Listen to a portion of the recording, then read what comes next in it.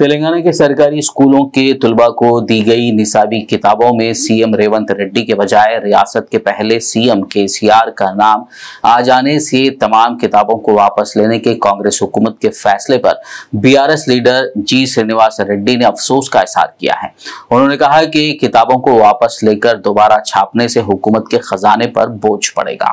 Revanth Reddy photo लेదని చెప్పి ముందు మాటలో తన మాట లేదని చెప్పి ఇవాళ అధికారులకు ఆదేశం ఇచ్చి ఇవాళ రాష్ట్ర ప్రభుత్వ ఖజానా మీద దాదాపు 5 కోట్ల మేర ఇవాళ బర్డెన్ పడే విధంగా ఇవాళ దాన్ని తీసేయాలని చెప్పి ఇవాళ ఆదేశాలు ఇవ్వడం ఇది సరైన విధానం కాదు।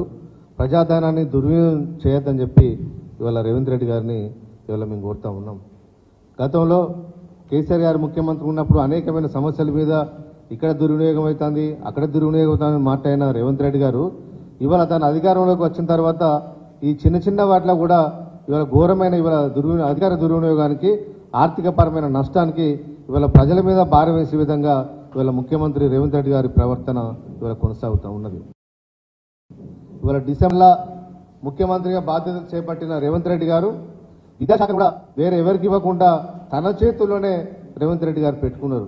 చాలామంది అనుకున్నారు రేవంత్ రెడ్డి గారు విద్యాశాఖ తన దగ్గరనే పెట్టుకున్నాడు కాబట్టి విద్యా వ్యవస్థను చాలా గాడిన పడగొడతాడు, చాలా లాభం జరుగుతాయనే ఆలోచనతో చాలామంది మేధావులు కూడా ఎదురు చూసారు।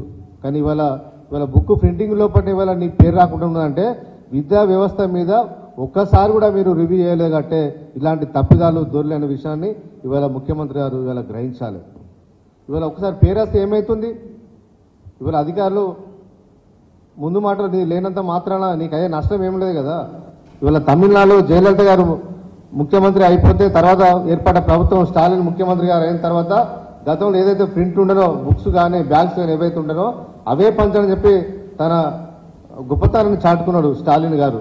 మరి ఆ విధానం అంత ఓర్పు నేర్పు ఇవాళ రేవంత్ రెడ్డి గారికి లేనట్టుగా ఇవాళ కనిపిస్తుంది।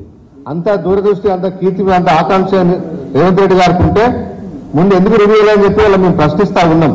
ఇవాళ ప్రభుత్వం మీద నీ అవగాహన లేని వల్ల ఇవాళ రివ్యూ చేయకపోవడం వల్ల ఇవాళ చాలా సమస్యలు ఇవాళ విద్యార్థులు ఈ రాష్ట్రంలో ఎదుర్కొంటూ ఉన్నారు।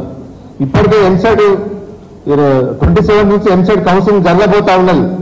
ఇంటర్మీడియట్ కాలేజీ చాలా మంది ఇప్పటికే ప్రైవేట్ విద్యా సంస్థల్లో చదువుతున్న విద్యార్థులకు ఇప్పటి వరకు మేమోలు ఇవ్వకపోవడం వల్ల చాలా కార్పొరేట్ కళాశాలలు మేమోలు ఇవ్వకపోవడం వల్ల ఇవాళ ఎవరు కూడా ఎంసెట్ ఫస్ట్ ఫేజ్ ఏ కేటగిరీ కౌన్సిలింగ్